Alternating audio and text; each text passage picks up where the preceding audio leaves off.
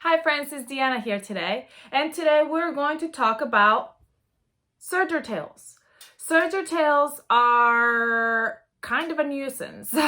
We love our serger and we love being able to put our garments together so nicely with our serger, but then we end up with this tail and we don't really know what to do with it. Do we just cut it off? Do we fold it down? What do we do with a serger tail?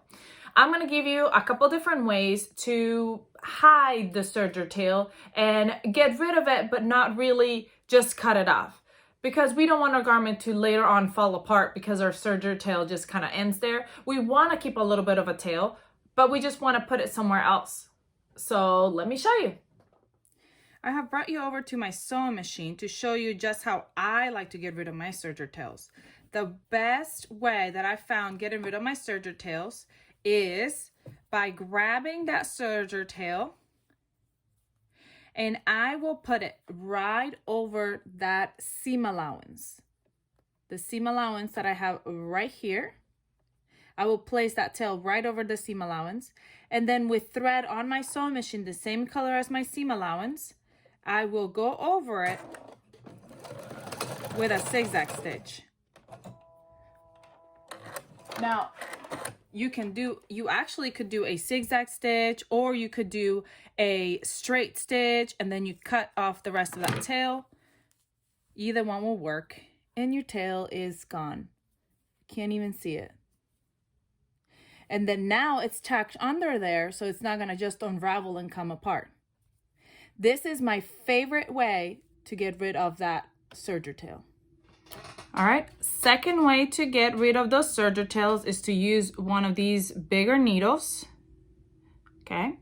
And what I will do is essentially I'm going to grab my tail and I'm going to fit it right through my seam allowance.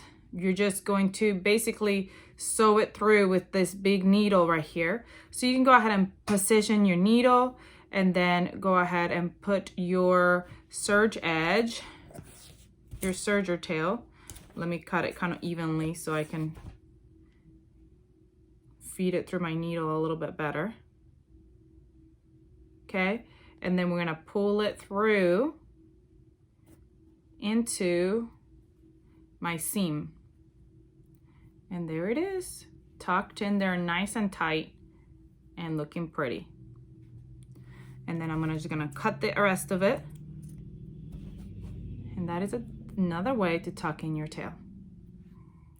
I am back over at my sewing machine to show you the third way that I sometimes thread my tail, serge my tail.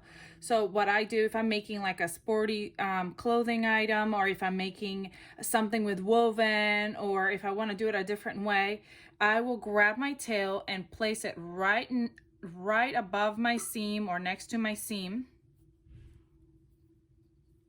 And then right next to it, I'll do a tack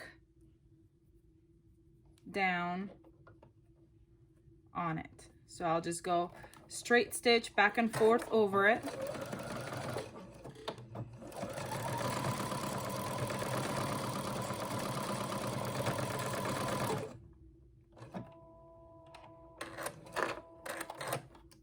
And sometimes I'll do it like right next to my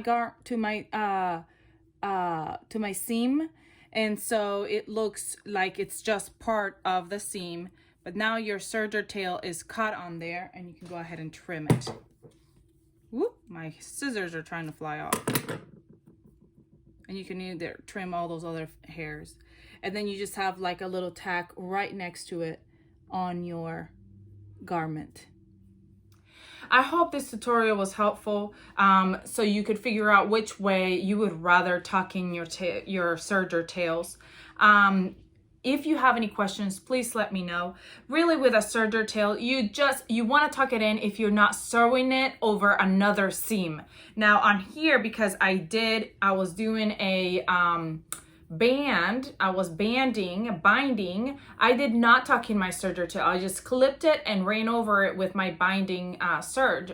with my cover stitch. So that was fine. So at some points, you don't have to tuck in the serger tail every time, but you would tuck it in. Like if you did a neckband and you have a serger tail in the back, you want to tuck that in so it doesn't come apart.